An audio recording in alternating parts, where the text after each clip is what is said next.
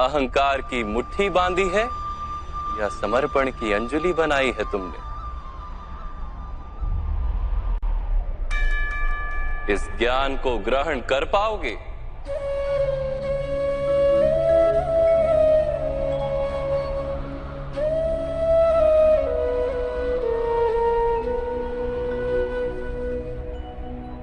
ये संसार क्या है पार्थ?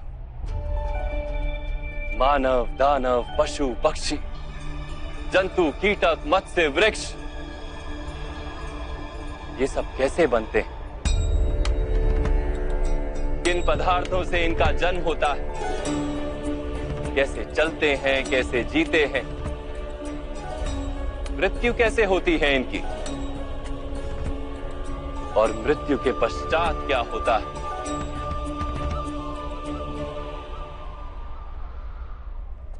इस रहस्य का विचार करो। मनुष्य की देह मिट्टी से बनी है माता। जल उसमें रक्त आदि बनकर प्रवाह करता है। अग्नि देह को तापमान देती है और देह में रिक्त स्थानों में आकाश प्रकट होता है। अर्थात धरती, वायु, जल, अग्नि और आकाश, इन पंच महाभूतों से ही शरीर का निर्माण हो। अर्थात महामहिम गुरु द्रोण पृथ्वी, जल, वायु, अग्नि और आकाश से अधिक कुछ भी नहीं। धर्म ज्ञानी भी पंच महाभूत का जोड़ है और अधर्मी भी। तो मोह किसका कर रहे हो पार्थ? मिट्टी का? परंतु माधव, इस मिट्टी के देह से ही तो मनुष्य एक दूसरे का परिचय पाते हैं। सारे संबंध इस मिट्टी के देह से ही तो होते हैं। नहीं पार्थ, यदि ये सत्य होता तो मृत्यु के पश्चात देह को नष्ट क्यों किया जाता है? वास्तव में ना मनुष्य का परिचय उसकी देह से है और ना ही संबंधों का आधार उसकी देह से। मनुष्य का स्वभाव, उसके बर्ताव और उसके कार्य उसका परिचय। ये स्वभाव, बर्ताव और कार्य कैसे बनते हैं, इसे समझो पार्थ। मनुष्य जीवन केवल 20 दृश्य और अदृश्य पदार्थों का मेल है पार्थ, किंतु फिर भी प्रत्येक मनुष्य के स्वभाव तथा कार्य भिन्न भिन्न प्रतीत होते हैं। इसका कारण है सृष्टि के 3 गुण, तमस, रजस और सत्व। ये 3 गुण क्या है माधव? तमस का अर्थ होता है अंधकार। बिना अच्छे बुरे का विचार किए जीवन व्यतीत करने को तामसिक व्यवहार कहा जाता है। जैसे पशु पक्षी जीते हैं केवल अपनी शारीरिक इच्छाओं को पूर्ण करने के लिए। सत्व का अर्थ होता है ज्ञान का प्रकाश। जब व्यक्ति प्रत्येक परिस्थिति में धर्म का, सत्य का और परंपराओं का विचार करके व्यवहार करता है, तब उसे सात्विक जीवन कहा जाता है। इन दोनों के मध्य में ऐसा व्यक्ति होता है जिसके पास ज्ञान तो है, पर शरीर और मन की इच्छाओं के साथ बंधा हुआ भी है। ऐसा मनुष्य रजस अर्थात अहंकार पूर्ण मनस्थिति के साथ जीता है। तमस, रजस तथा सत्व गुणों के अधिक या कम मात्रा के मेल से ही मनुष्य का स्वभाव बनता है।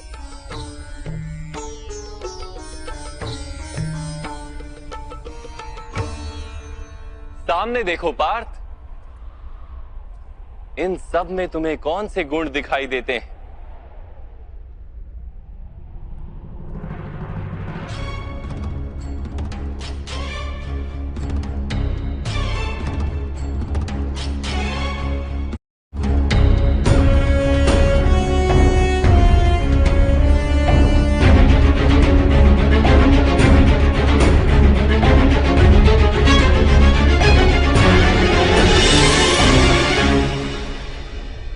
युवराज दुर्योधन धर्म जानते हैं परंतु वहन नहीं करते।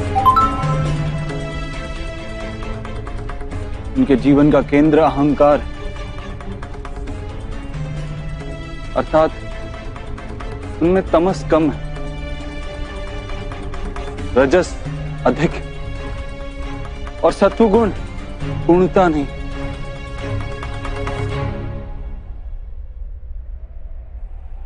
और इस ओर राजकुमार दुशासन, इन्होंने सदैव अपने ज्येष्ठ भ्राता का आदेश माना बिना विचार के, अर्थात इनमें केवल तमस। महामहिम को भी देखो पार्थ, सत्व के साथ तमस का मेल है, अहंकार नहीं, किंतु पुरातन धर्म, पुरानी परंपराओं और प्रण के साथ बंधे, आवश्यकता होने पर भी अपना प्रण नहीं तोड़ सकते।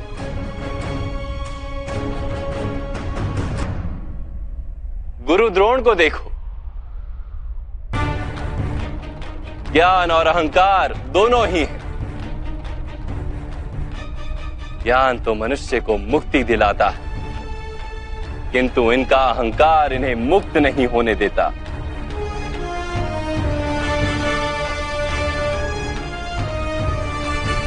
परंतु माधव,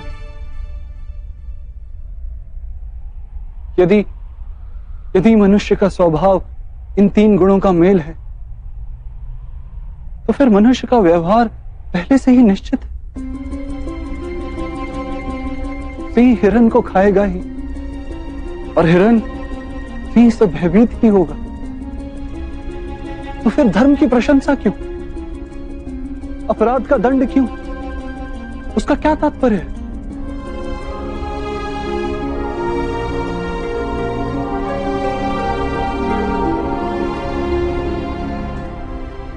उत्तम प्रश्न है पार्थ, किंतु पहले मनुष्य क्या है ये तो जान लो।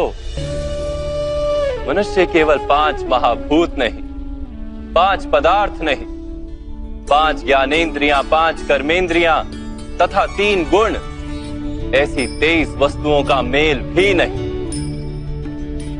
मनुष्य को चलने फिरने तथा कार्य करने हेतु शक्ति की आवश्यकता होती है और शक्ति को चेतना कहते हैं। तो क्या माधव, मनुष्य इसकी चेतना है? नहीं पार्थ, मनुष्य की चेतना के साथ उन 23 वस्तुओं के मेल का नाम प्रकृति है। 24 वस्तुओं से बने मनुष्य नामक यंत्र में वास करता है पुरुष, अर्थात परमात्मा का अंश। उसे आत्मा कहा गया है। जब प्रकृति और पुरुष का मेल होता है, अर्थात जब परमात्मा का अंश आत्मा बनकर देह में वास करता है, तब मनुष्य जीवित होता है।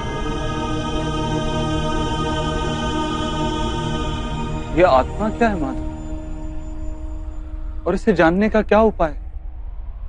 मनुष्य जैसे रथ का उपयोग करता है, वैसे ही आत्मा शरीर नाम के इस यंत्र का उपयोग करती है। शरीर के माध्यम से शरीर के सुख दुख का उपभोग करती है, किंतु आत्मा शरीर नहीं पार्थ। शरीर का नाश किया जा सकता है, किंतु आत्मा का नाश नहीं किया जा सकता। नैनं छिन्दन्ति शस्त्राणि, नैनं दहति पावका, न चैनं क्लेदयन्त्यापो, न शोष्यति मारुता। आत्मा ना शस्त्रों से छेदी जा सकती और ना ही अग्नि से जलाई जा सकती। न जल उसे निर्बल कर सकता है और ना ही पवन उसे सुखा सकती।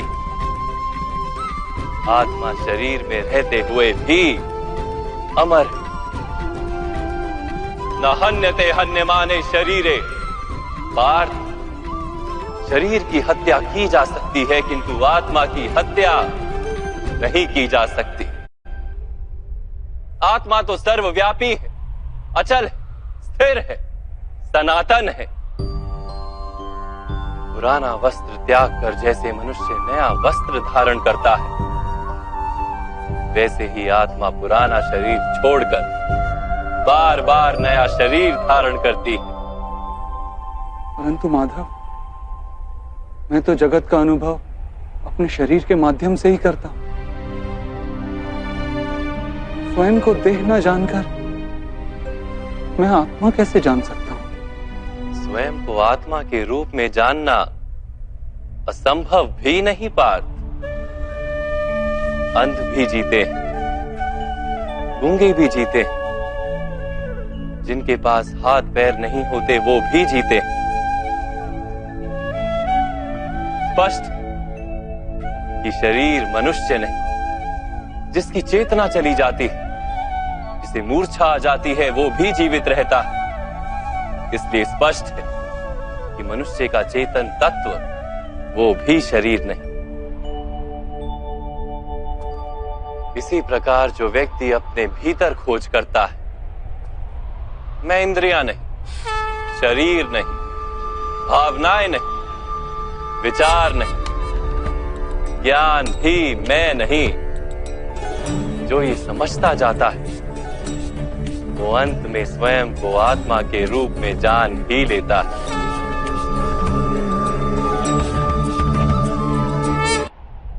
ये आत्मा का क्या कार्य है माधव?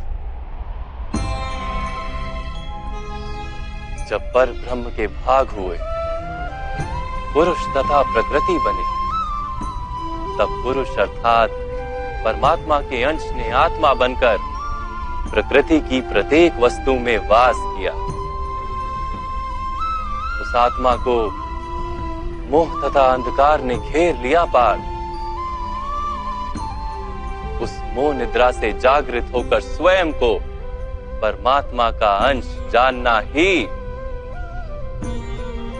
आत्मा का कर्तव्य, उद्देश्य और जीवन कार्य।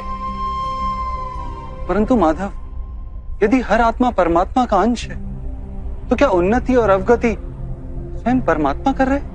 जिस प्रकार कीचड़ में पड़ा रत्न चमकता नहीं, वैसे ही प्रकृति के 24 पदार्थों से घिरी आत्मा को विस्मरण हो जाता है कि वो परमात्मा का अंश है। अधिकतर आत्माएं अपनी देह को ही सब कुछ मानती हैं, स्वयं देह से भिन्न है ये जान ही नहीं पाती। शरीर को जो सुख, दुख, स्वाद, गंध आदि का अनुभव होता है, उसे अपना अनुभव मान लेती है और बदलाव का प्रयास ही नहीं करती।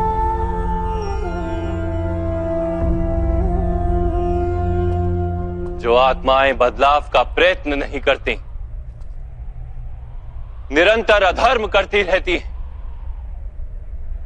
उन्हें जागृत करने के लिए दंड देना अनिवार्य है।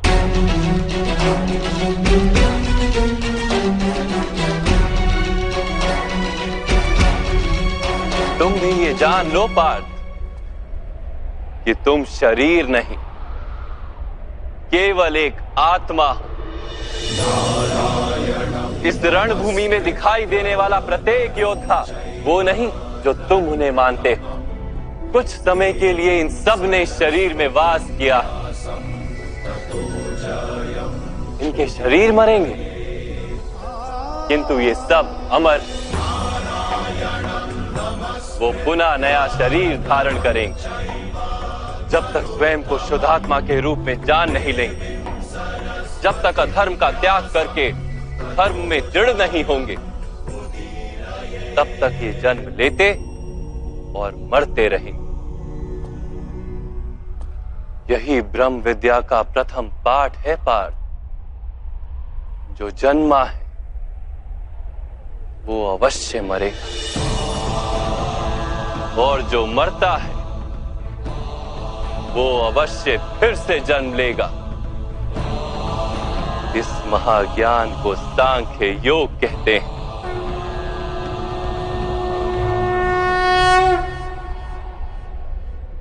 धर्म और अधर्म क्या है माधव? जिस मार्ग पर चलकर मनुष्य स्वयं को आत्मा के रूप में देखता है, परमात्मा के अंश के रूप में स्वयं को जानता है, उस मार्ग को धर्म कहते हैं।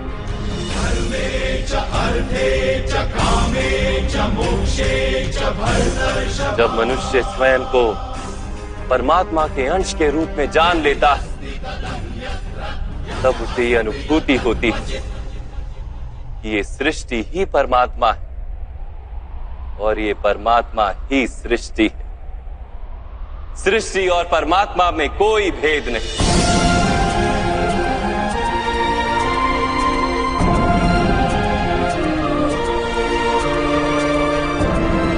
जो मनुष्य ये जान लेता है, वो दूसरे मनुष्यों और प्राणियों की ओर निर्दयी और कठोर नहीं होता। वो ये जानता है कि जीव कटने से पीड़ा केवल जीव को नहीं होती, उसकी अनुभूति समग्र शरीर को होती है। वैसे एक मनुष्य को पीड़ा होती है तो समग्र संसार उस पीड़ा का अनुभव करता है। जब तक संसार में एक मनुष्य भी पीड़ित है, तब तक वास्तव में किसी का भी सुख संपूर्ण नहीं। जानने पर मनुष्य का मन करुणा से भर जाए, उसे धर्म कहते हैं।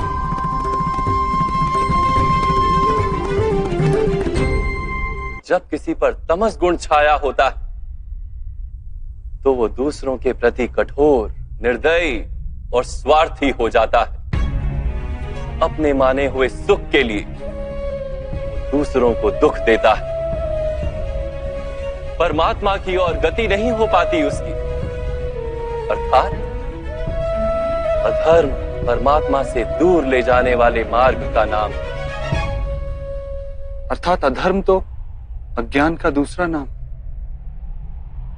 तो फिर अज्ञानी के प्रति तो दया होनी आवश्यक है ना। दंड का क्या तात्पर्य है?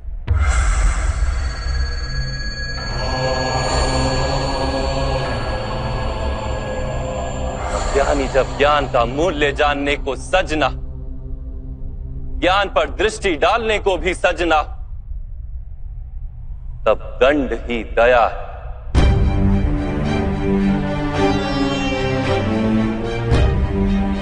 उसके प्रति भी और दूसरों के प्रति भी।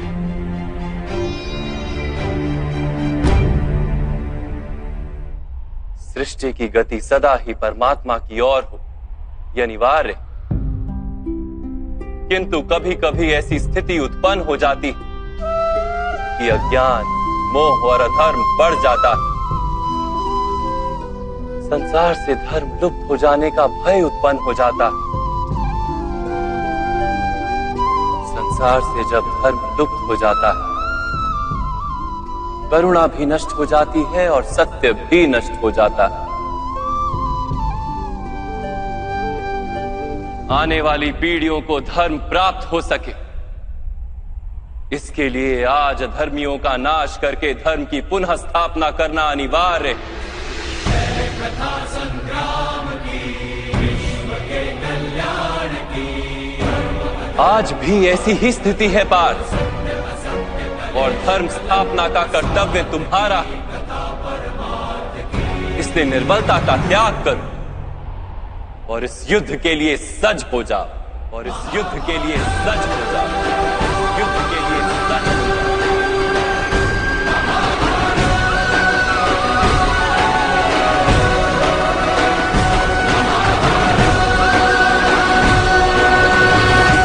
परंतु मेरे हाथों हत्याएं होंगी माधव। मेरे कारण किसी के प्राण जाएंगे तो मेरे अंतर की करुणा का नाश नहीं हो जाएगा? और यदि धर्म का आधार करुणा है, तो क्या मेरी आत्मा धर्मी नहीं हो जाएगी?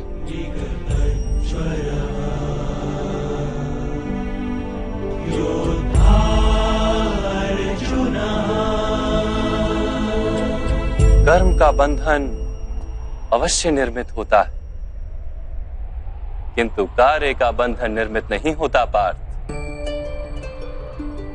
तुम्हें कर्म और कार्य के बीच क्या भेद है, ये जानना आवश्यक है।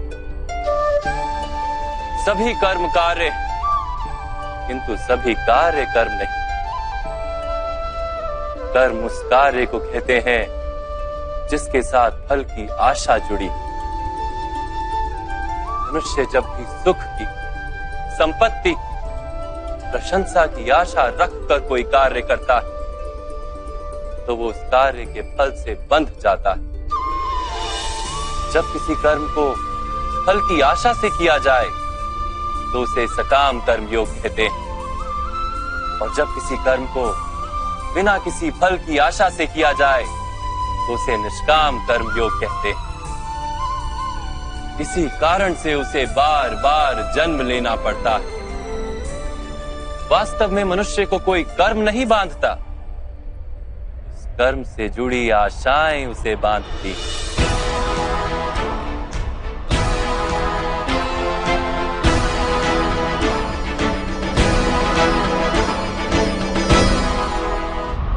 वो कैसे माधव?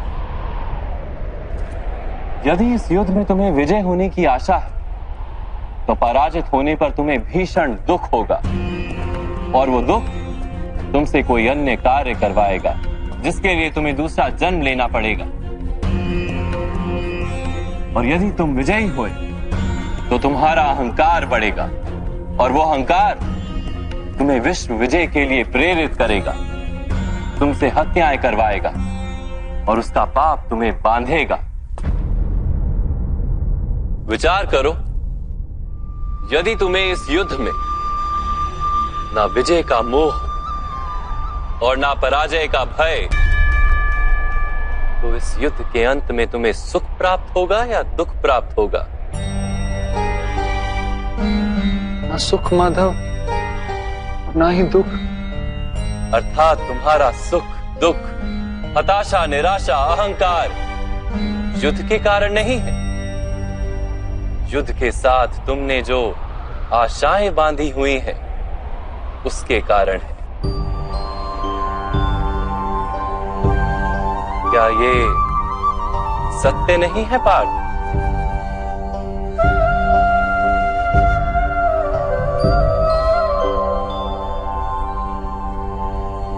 सुख दुखे समे कृत्वा लाभा लाभो जया जयो ततो युद्धाय युज्यस्व नैवं पाप मवाप्स्यसि। अर्थात सुख दुख को समान मानकर लाभ हानि जय पराजय का विचार किए बिना यदि तुम युद्ध करोगे कौन्तेय, तो तुम पाप के भागी नहीं बनोगे। इसी को कर्म योग कहते हैं। जो सांख्य का ज्ञान प्राप्त कर लेता है, वो ये जान लेता है कि वो शरीर नहीं, केवल एक आत्मा है। शरीर के भोग और अनुभव तो केवल मृत्यु तक है, अर्थात वास्तविक नहीं, केवल माया है। उसके लिए कर्मयोगी बनना सरल हो जाता है। परंतु माधव, यदि कार्य से बंधन निश्चित है, तो क्या संसार का त्याग करके संन्यास लेना उचित नहीं? इसी विचार का परिणाम है कि आज ये युद्ध हो रहा है पार्थ।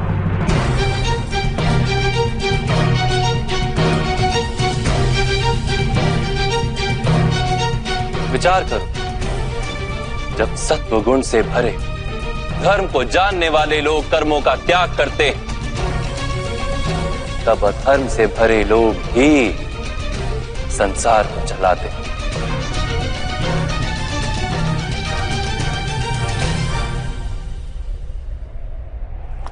यदि महामहिम ने संसार का त्याग ना किया होता तो आज अधर्म इतना बढ़ता ही नहीं।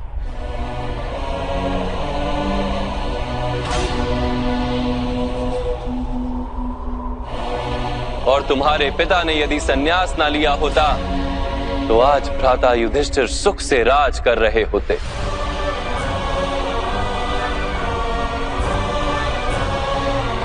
और अपनी प्रजा को न्याय और धर्म का ज्ञान दे रहे होते। किंतु दुखदायक बात तो यह है पार्थ कि सत्वगुण से भरे मनुष्य ही संसार को लाभ दे सकते हैं, किंतु वो ही संन्यास का विचार करते हैं। जैसे जल तो भाप बनकर उड़ जाता है और कीचड़ वहीं पड़ा रहता है, वैसे सत्वगुणी सज्जन लोग तो संसार का त्याग कर देते और तमस से भरे अधर्मी लोग संसार में कार्य करते हैं। इसी कारण से संसार में पाप और अधर्म बढ़ता है।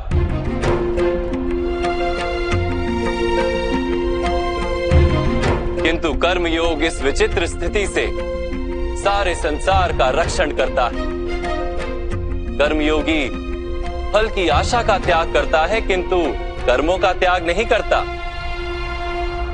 वो इसी संसार में रहता है, सन्यासी की भांति सारे कार्य करता है, किंतु उनमें लिप्त नहीं होता। कर्मयोगी अपनी संतानों से, स्वजनों से, अपनी प्रजा से कोई अपेक्षा या आशा नहीं रखता।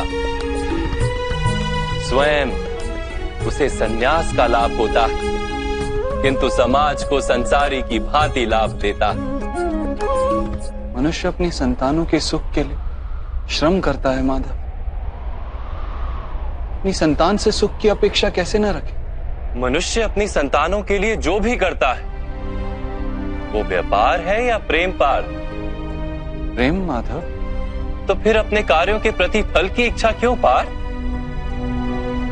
भविष्य का लाभ तो व्यापार में देखा जाता है, प्रेम में नहीं। जो मनुष्य अपनी संतानों का चरित्र निर्माण उचित रूप से करता है, संतानों को प्रेम और धर्म के संस्कार देता है, उसकी संतानें भी मनुष्य को प्रेम और सुरक्षा अवश्य देती। संतानों के कर्म, स्वजनों के व्यवहार उनके कर्म हैं पार्थ। और जब उनके कर्मों पर हमारा कोई अधिकार नहीं होता तो उनसे आशाएं और अपेक्षाएं रखने का क्या प्रयोजन? यदि गहन विचार करोगे पार्थ तो शीघ्र ही ये जान लोगे कि जीवन में ऐसा कोई कार्य नहीं है जिसके साथ आशाएं और अपेक्षाएं जोड़ना अनिवार्य हो। जब सृष्टि ही परमात्मा है और मनुष्य स्वयं परमात्मा का अंश है तो सारे कार्य परमात्मा ही करते हैं, मनुष्य स्वयं कुछ नहीं करता। यही कर्मयोग का मूल सिद्धांत है पार्थ।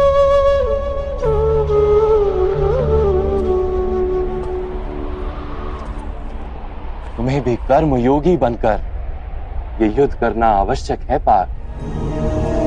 त्रिगुणिया विश्या वेदा निस्त्रिगुण्यो भवार्जुना निर्द्वंद्वो नित्य तत्वस्थो निर्योग क्षेम आत्मवान।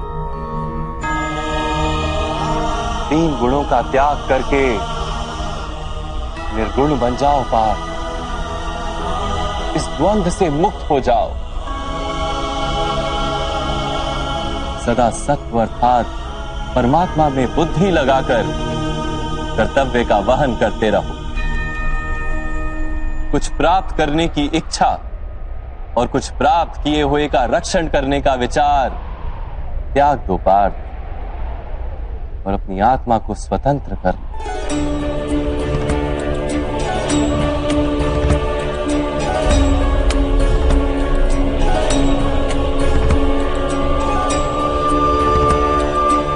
स्मरण रहे पार्थ,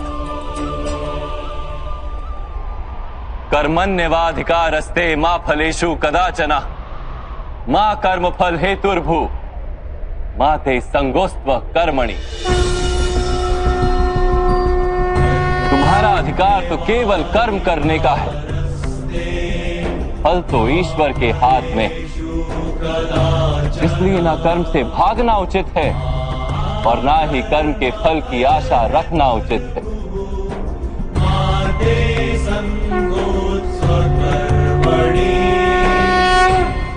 जो फल का त्याग कर दे परंतु कर्म का त्याग ना करे, ऐसे कर्म योगी को कैसे जाना जा सकता है माधव? विश्या विनिवर्तन्ते निरहारस्य देहिनः रसवर्जम रसोप्यस्य परम दृष्ट्वा निवर्तते। सुनो पार्थ, जो स्वाद से छूटने के लिए भोजन का ही त्याग कर देता है, वास्तव में उसके मन से स्वाद की लालसा कभी जाती ही नहीं। उसे दोहरी हानि होती है। एक तो वो निर्बल हो जाता है, जिसके कारण परमात्मा को प्राप्त करने का जो प्रयत्न अनिवार्य है उसे वो नहीं कर पाता, और दूसरा, सदा ही उसका मन स्वाद की लालसा से भरा रहता है। इसलिए भोजन का त्याग करने से उत्तम है स्वाद की लालसा का ही त्याग कर दिया जाए। कर्म योगी अपने मन की सारी लालसाओं को खींच लेता है, जीवन को कर्तव्य मानकर कार्य अवश्य करता है, किंतु उन कार्यों से जुड़ता नहीं। और बात, जो व्यक्ति अपने कार्यों से आशाएं और इच्छा नहीं रखता, उसी के कार्य पूर्ण होते हैं। एक असफलता से दुखी होकर जिसका मन डोलता नहीं, एक सफलता से आनंदित होकर जो स्वयं को सर्वश्रेष्ठ नहीं मानता, ऐसे ही व्यक्ति को कर्म योगी कहते हैं। और ऐसा व्यक्ति जीवन में बार बार सफल होता है।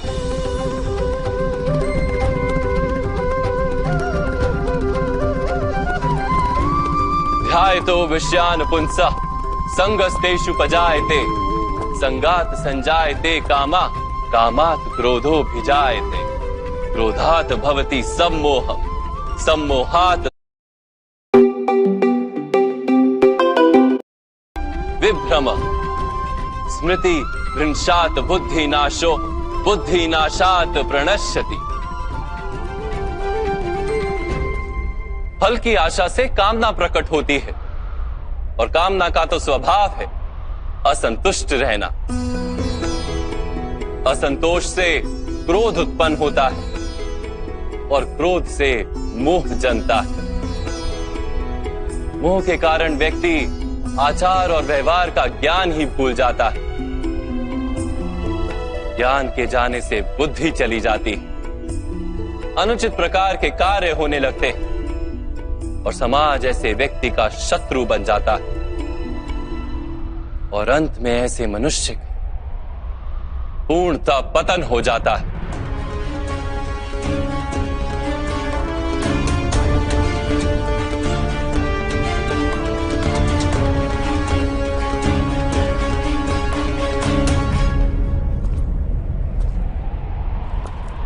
जैसे भ्राता दुर्योधन, उनके सेनापति महामहिम उनके ही शत्रु हैं, और तुम्हें विजय का आशीर्वाद दिया।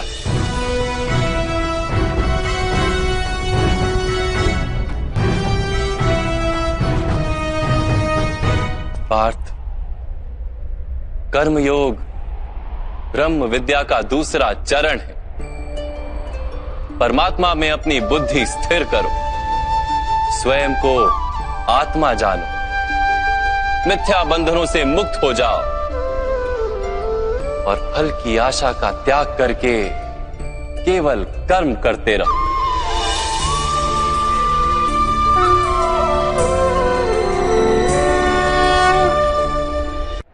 अपनी बुद्धि को परमात्मा में स्थिर करके कर्म योगी बनने का क्या मार्ग है माधव?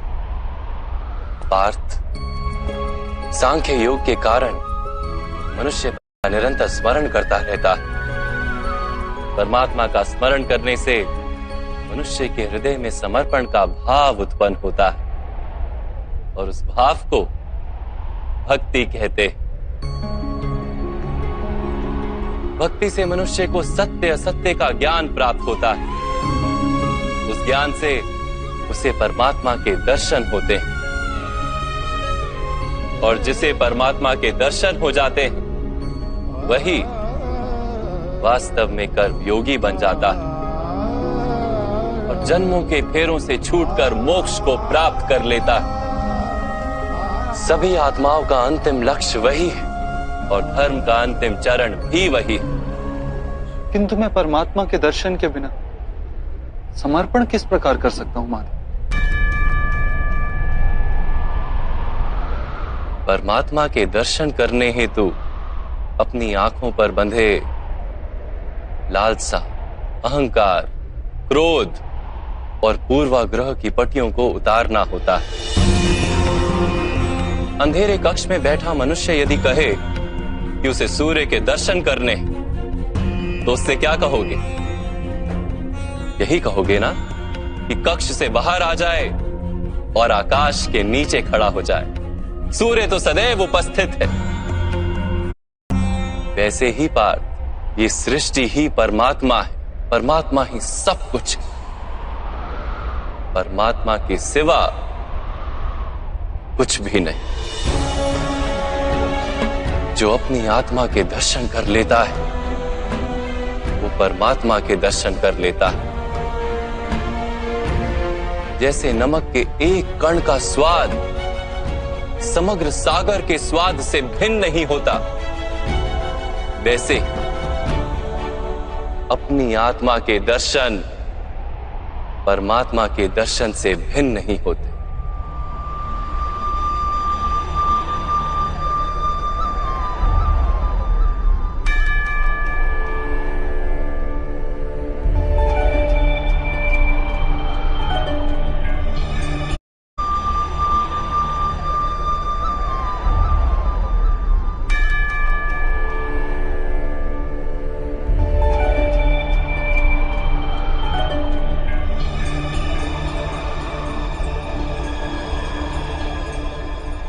माधव, क्या आप भी परमात्मा हैं?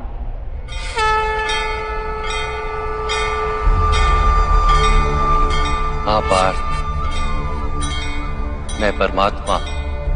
यदा यदा हि जैसे तुम भी परमात्मा, केवल तुम अभी जागृत नहीं हुए हो और मैंने ये जान लिया है। अधर्मस्य तदात्मानं सृजाम्यहम्। माधव, आपके प्रति समर्पण ईश्वर के प्रति समर्पण क्यों नहीं है? अवश्य, मेरे प्रति समर्पण ही परमात्मा के प्रति समर्पण। सर्वधर्मान् परित्यज्य मामेक शरणम व्रज। सारे जगत का त्याग करके मेरी शरण में आ जाओ पार्थ। यदा यदा हि धर्मस्य मैं ही संसार हूं, मैं संसार का प्रत्येक कण हूं, मैं ही सूर्य हूं और मैं ही चंद्र हूं, मैं ही नक्षत्र हूं और मैं ही सभी ग्रह हूं। मैं सूर्य से भी अधिक पुरातन हूं और किसी वृक्ष पर खिली कली से भी नया हूं। मैं ही सारे मनुष्य हूं, मैं ही स्वर्ग और नरक को धारण करने वाली शक्ति हूं।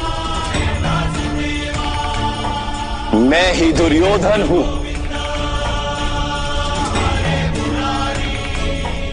और मैं ही अर्जुन भी हूं।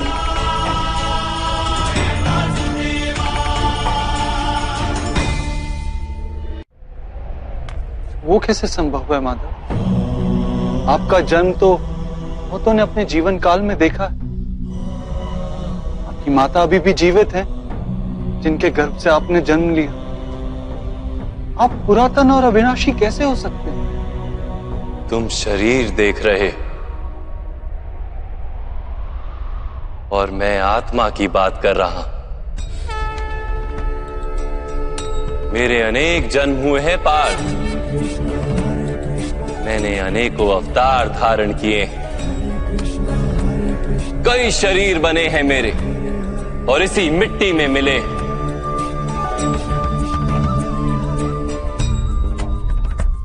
और आगे भी मैं बार बार जन्म लूंगा।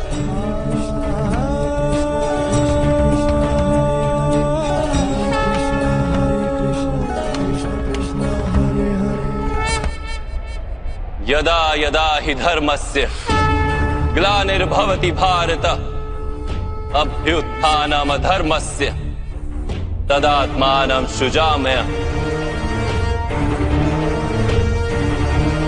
परित्राणाय साधूनां विनाशाय च दुष्कृतां धर्म संस्थापनार्थाय संभवामि युगे युगे।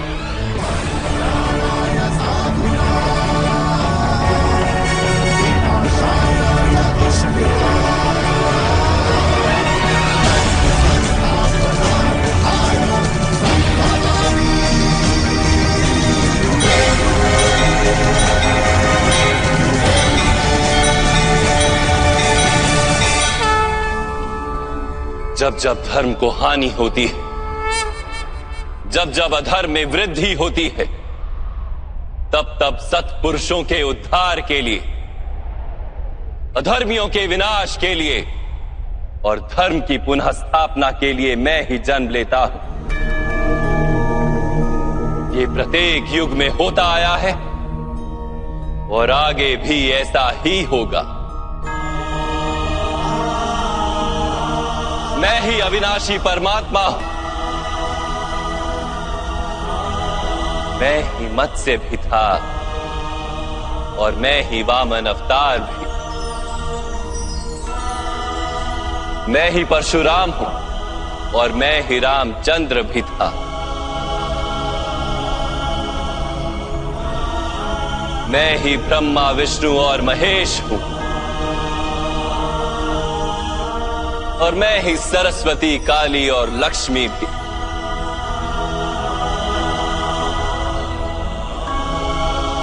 मैं ना पुरुष हूं, ना स्त्री हूं और ना ही नपुंसक। मैं ना शरीर हूं, ना शरीर के अंग हूं। मैं ज्ञान, सृष्टि हूं, चैतन्य और पर ब्रह्म। मैं सब कुछ हूं और मैं कुछ भी नहीं।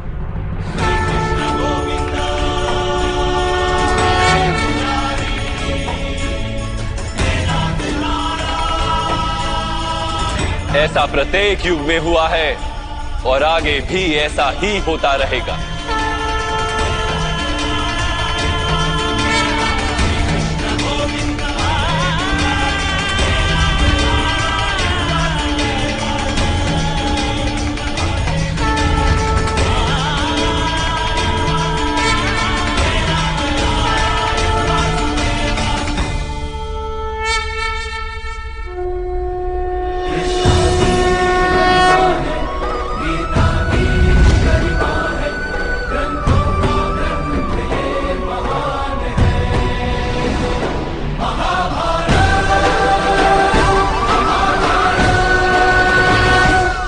तुम आत्मज्ञान प्राप्त करोगे पार्थ, स्वयं को मुझसे जुड़ा ही पाओगे। तब तुम भी मेरी ही भांति स्वयं को परमात्मा के रूप में देखोगे। किंतु उस पद को प्राप्त करने हेतु मेरे प्रति संपूर्ण समर्पण अनिवार्य है। समर्पण क्या है मां?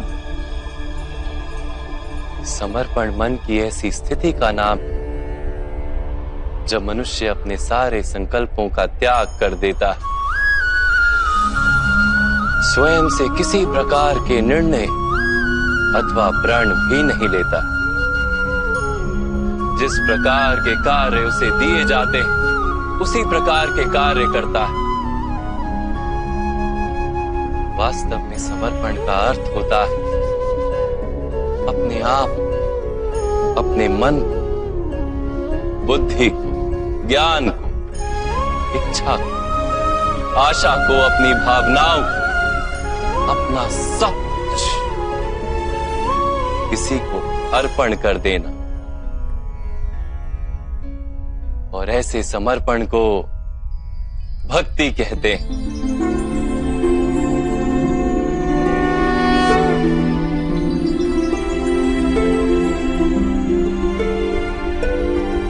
पत्नी का समर्पण पति की ओर,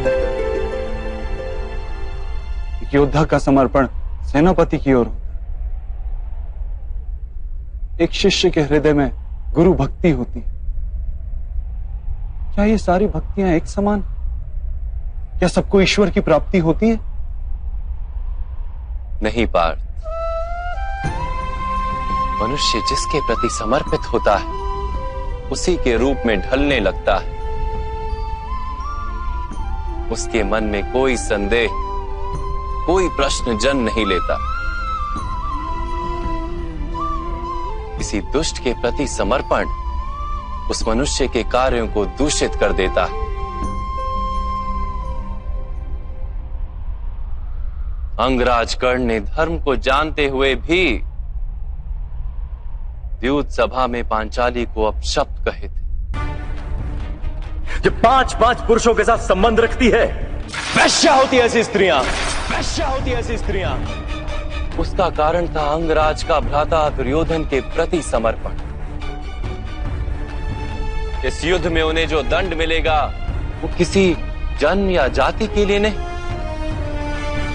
अथवा एक दुष्ट के प्रति समर्पण के लिए उन्हें दंड मिलेगा। इसलिए हे धनंजय, समर्पण उत्तम के प्रति होना आवश्यक है। उसी से मनुष्य उत्तम बनता है। लोहे की माला से अपराधी बांधा जाता है, पीतल की माला से मंदिर के दीपक को बांधा जाता है, और सोने की माला को आभूषण बनाकर गले में धारण किया जाता है। पति भक्ति, स्वामी भक्ति, मित्र भक्ति, ऐसी अनेक भक्तियां होती हैं पार्थ, किंतु सबसे श्रेष्ठ भक्ति तो परमात्मा की भक्ति होती है।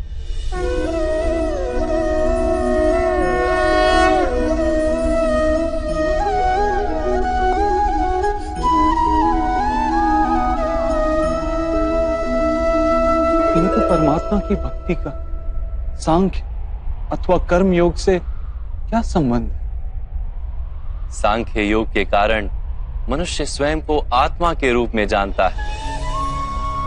कर्म योग से वो जीवन के बंधनों से छूट जाता है, और भक्ति के कारण मनुष्य को परमात्मा के वास्तविक रूप का ज्ञान होता है। परमात्मा के ज्ञान से मनुष्य जन्म मरण के फेरों से छूटकर सच्चिदानंद स्वरूप को प्राप्त कर लेता है। परमात्मा में समाकर स्वयं परमात्मा हो जाता है। जैसे जल की छोटी सी बूंद जब सागर में मिलती है तो स्वयं सागर बन जाती है। अर्थात इस शरीर का कोई महत्व ही नहीं है माधव। अवश्य महत्व है पार्थ। शरीर के माध्यम से ही मनुष्य को परमात्मा का साक्षात्कार होता है। मृत्यु और नए जन्म के बीच के समय में आत्मा के ज्ञान में वृद्धि नहीं हो पाती। इस जन्म में प्राप्त अनुभव, ज्ञान, विचार और अभ्यास को लेकर आत्मा नया शरीर धारण करती है। आत्मा की प्रगति और अधोगति शरीर में रहकर ही संभव है।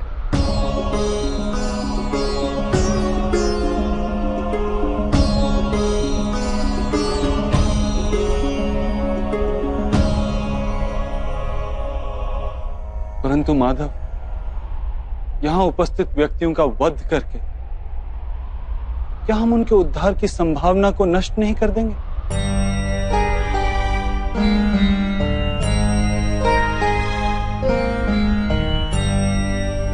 तुम्हारे शत्रु धर्म की मर्यादा को तोड़ चुके हैं पार्थ। अधर्म ही उनका स्वभाव बन गया है। उनका उद्धार अब असंभव है।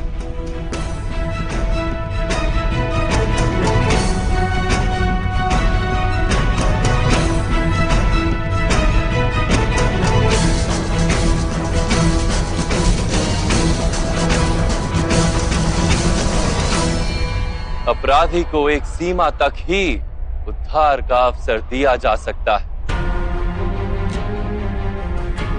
मैंने शिशुपाल के 99 अपराधों को क्षमा किया था, किंतु 100 अपराधों के पश्चात उसे दंड देना आवश्यक था। अपराधी को यदि अपराध करने दिया जाए तो उसका अधिक से अधिक पतन होता है।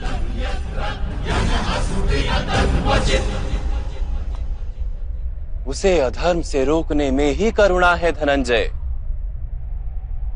ये आत्माएं मरेंगी नहीं।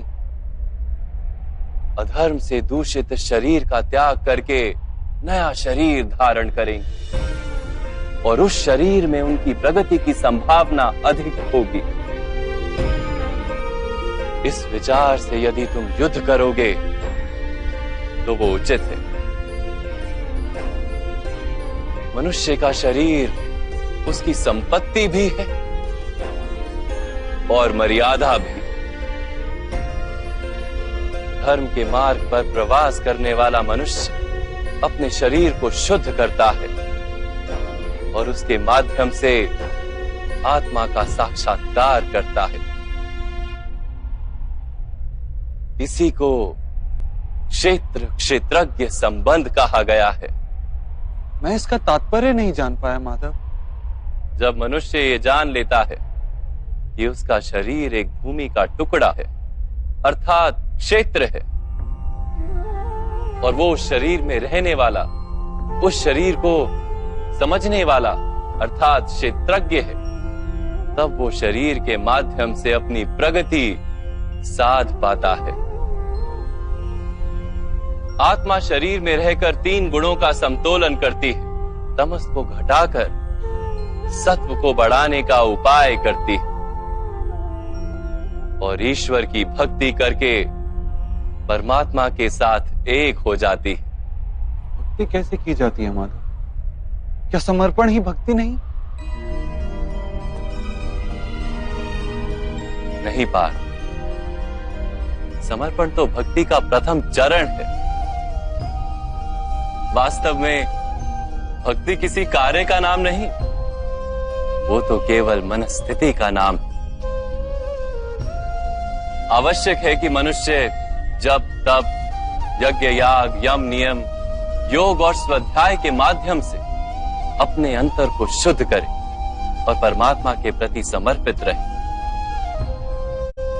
मनुष्य अपने सारे कार्य, सभी कार्यों के फल, अपने जीवन का प्रत्येक श्वास परमात्मा को समर्पित करता रहे।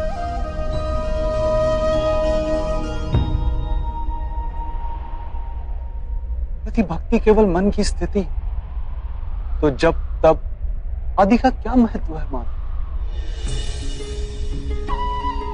जैसे आज धोया हुआ पात्र कल पुनः मैला हो जाता है, वैसे ही मनुष्य का मन बार बार परमात्मा से विमुख हो जाता है।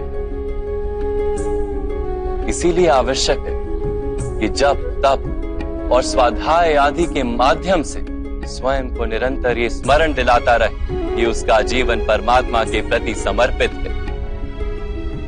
किस तट पर डुबकी लगाई जाए इसका महत्व नहीं, महत्व है डुबकी लगाने का। भक्ति योग का एक ही सार है पार्थ, कि मनुष्य परमात्मा को अपना जीवन अर्पण करके परमात्मा की भक्ति करता रहे। और सत्व गुण से युक्त संपत्ति को संभाल कर रखे। सत्व गुणी संपत्ति किसे कहा जाता है? अहिंसा सत्यम क्रोध त्याग शांति ही पेशुनम दया भूतेष्व लोलुप्त्वम मार्दवम वीर चापलम तेज क्षमा धृति शोचम द्रोहो नातिमानिता भवन्ति संपदम देवी अभिजातस्य भारत। बिना कारण तथा स्वार्थ के हेतु हिंसा करना अधर्म है पार्थ।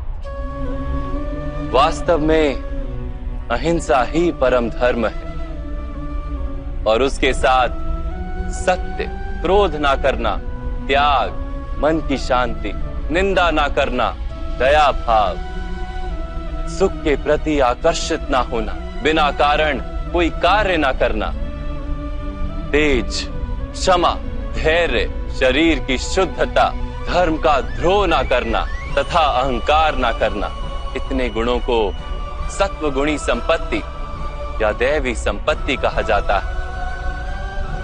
इसी से मनुष्य परमात्मा की अर्थात मेरी भक्ति कर पाता है, जीवन के कर्तव्यों का वहन करता है, धर्म की स्थापना करता है और कर्म के फल की आशा का त्याग करके जीता है। उसे मैं निस्संदेह इस जन्म में संतोष देता और मृत्यु के पश्चात अपने ही अंतर में स्थान देता।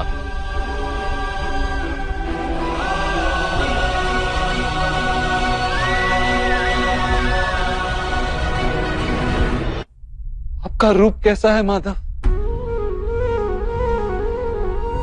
सांख्य योग के माध्यम से मैंने ये जाना कि मैं एक आत्मा हूं, अमर, और इस नश्वर शरीर में केवल कुछ समय के लिए वास करता हूं। कर्मयोग के माध्यम से मैंने ये जाना कि जो फल की इच्छा का त्याग कर केवल कर्म करता है, उसे जीवन में शांति और सफलता प्राप्त। भक्ति योग के माध्यम से मैंने आपके प्रति समर्पण का महत्व जाना।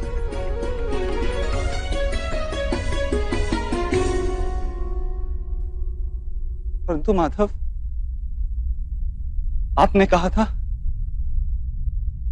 कि यहां हर स्थान पर मनुष्य नहीं केवल परमात्मा है।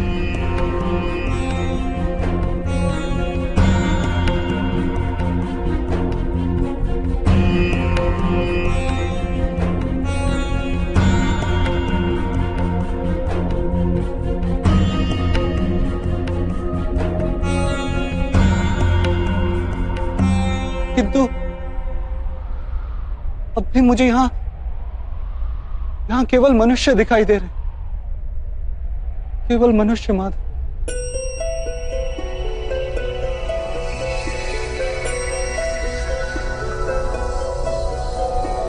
नारायणं नमस्कृत्य नरं चैव नरोत्तमं देवीं सरस्वतीं व्यासं ततो जयमुदीरये। मैं आपके वास्तविक रूप का दर्शन करना चाहता हूं माधव। आपकी शक्ति, आपका ज्ञान, तेज और ऐश्वर्य से युक्त परमात्मा स्वरूप को प्रत्यक्ष देखना चाहता हूं माधव। मुझे अपने अविनाशी स्वरूप का दर्शन दीजिए मां। मेरे सारे संदेहों को नष्ट कर दीजिए।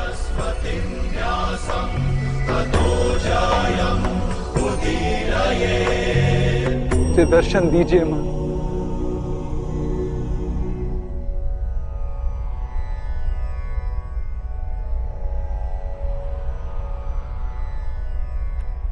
देखो पा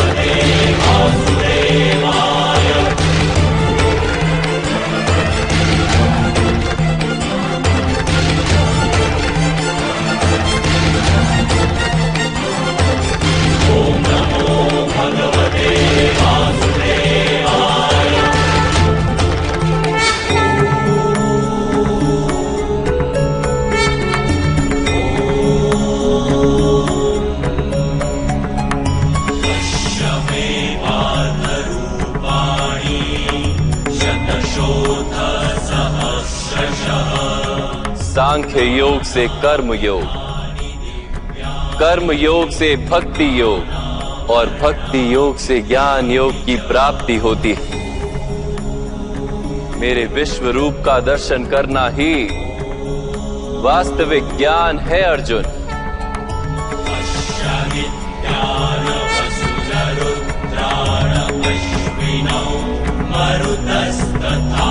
यही एक ज्ञान जो विश्व में सारे ज्ञानों तथा विज्ञानों का आधार है। यही ज्ञान मुक्ति प्रदान करता है। देवताओं को भी जो दर्शन सरलता से प्राप्त नहीं होते, ऐसा वास्तविक रूप मैं तुम्हें दिखा रहा हूं अर्जुन।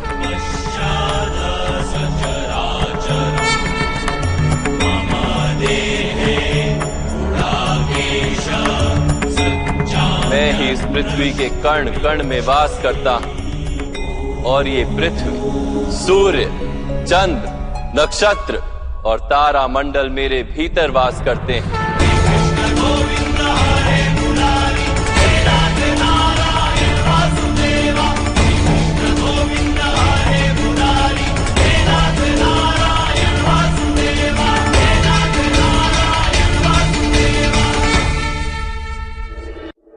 मैं आपके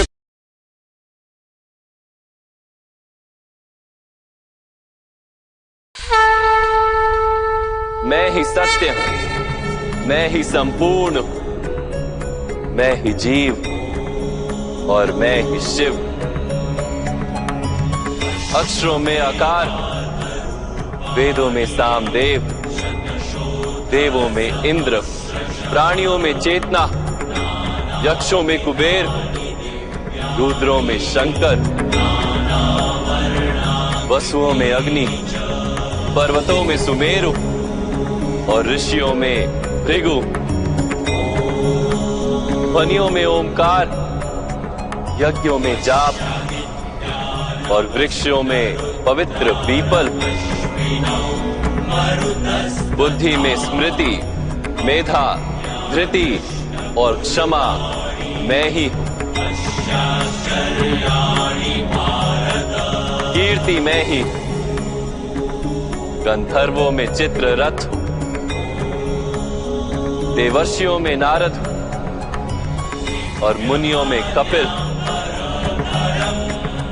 अश्वों में उच्च शवा, हाथियों में ऐरावत और पशुओं में सिंह, पक्षियों में गरुड़, मनुष्य में राजा और शस्त्रों में वज्र,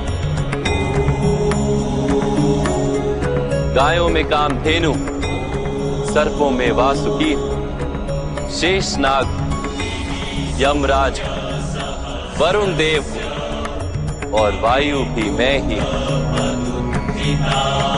भगवान राम, पवित्र गंगा, सृष्टि में आदि मध्य तथा अंत भी मैं ही, ब्रह्म विद्या, महाकाल और ब्रह्मा, प्रभाव, विजय, सत्व, निश्चय, दंड, शक्ति, नीति, मौन तथा तत्व ज्ञान भी मैं,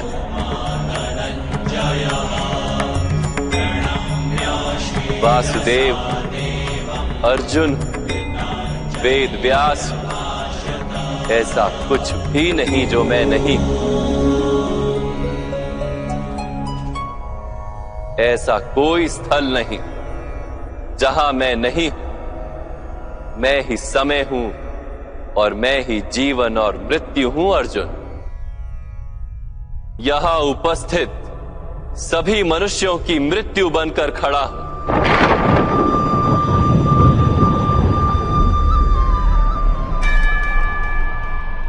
तुम यदि शस्त्र नहीं उठाओगे तब भी मैं इन सब का वध कर दूंगा। इसलिए मोह का त्याग करो और अपने कर्तव्य को देखो।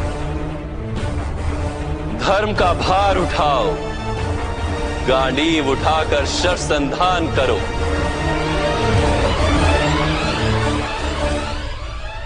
युद्ध करो अर्जुन, युद्ध करो।